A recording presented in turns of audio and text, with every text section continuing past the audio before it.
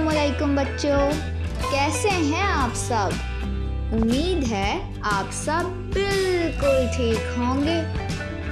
तो बच्चों, क्या आपको पता है कि आज हम क्या करने वाले हैं? जी हाँ, आज हम सब बहुत मज़ा करने वाले हैं, क्योंकि आज हम सब मिलकर कहानी सुनेंगे। तो चलिए शुरू करते हैं। एनी ऐनक लगाए सुराही के करीब पड़े तो तोतों के पिंजरे के करीब खड़ी थी।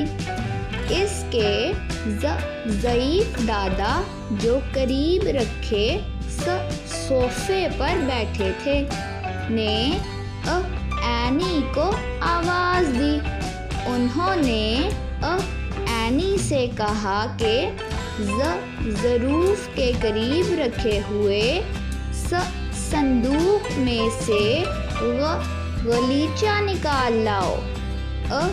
एनी ने जैसे ही संदूक खोला, इसमें इसे गुब्बारा नज़र आया।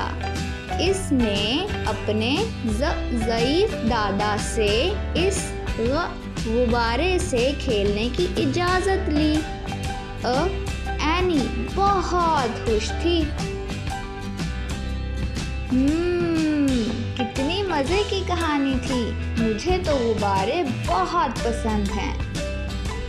तो चलिए अगली वीडियो में मिलते हैं।